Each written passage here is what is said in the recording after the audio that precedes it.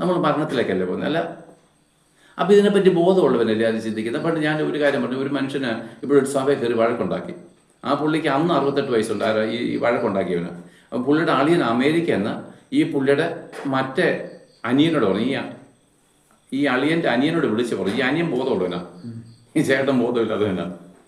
ഇയാൾ സഭയിൽ അധികാരത്തിന് വേണ്ടി കിടന്ന് വഴക്കുണ്ടാക്കുക. അപ്പം മറ്റേ സഭയല്ല, പിന്നെ നിയമസഭയിലല്ല, നമ്മുടെ പള്ളിയിലെ സഭയിൽ.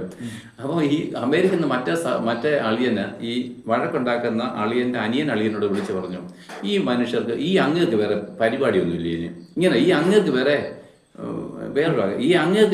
പരിപാടിയൊന്നുമില്ലയോ? ഇവിടെ നമ്മളിപ്പോൾ അങ്ങ് പോയ പ്രായം ഇത്രയായില്ലേ, ഇനി അങ്ങോട്ട് പോകുന്നതിന്റെ കാര്യത്തെപ്പറ്റി ഒരുങ്ങയല്ലേ വേണ്ടിയത്? ഇവിടെ സഭയുടെ സെക്രട്ടറി ആകാൻ വേണ്ടി വഴക്കുണ്ടാക്കുന്നത്. നമുക്ക് ഇനി അങ്ങോട്ട് പോകാൻ വേണ്ടി സ്നേഹത്തിലും സുബോധത്തിലും വിശ്വാസത്തിലും നമ്മളെ തെളിഞ്ഞു വരാനല്ലേ നമ്മൾ നോക്കുന്നത്. ഇവിടേക്ക് എനിക്ക് വീഴ്ച പറ്റിയത് ഇല്ലേ? ട്രെയിൻ യാത്ര പോകുന്നതിന് ഇപ്പം 1 മാസം മുമ്പ് ബുക്ക് ചെയ്താ, പക്ഷെ ആ ബുക്ക് ചെയ്തതിന്റെ തലേ ദിവസങ്ങളിൽ നമ്മളെല്ലാം ഒരുക്കങ്ങളല്ലേ? എന്ന വണ്ണം പോകാനുള്ള ഒരുക്കം വേണ്ടേ?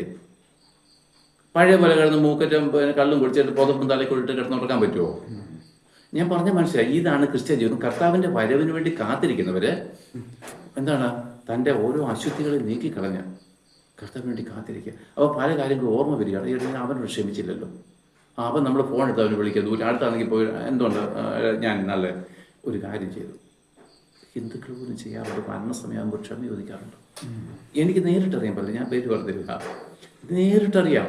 മഹാക്രൂരന്മാരേക്ക് പലരും മരിക്കുന്നതിന് തൊട്ട് മുമ്പ് അല്ലെങ്കിൽ ആ ദിവസങ്ങൾ തനിക്ക് മരണം അടുത്തു എന്ന് തോന്നിയപ്പോൾ ഓരോ കാര്യങ്ങളും എണ്ണി ക്ഷമ ചോദിക്കുന്നത് ഞാൻ കേട്ടിട്ടുണ്ട്.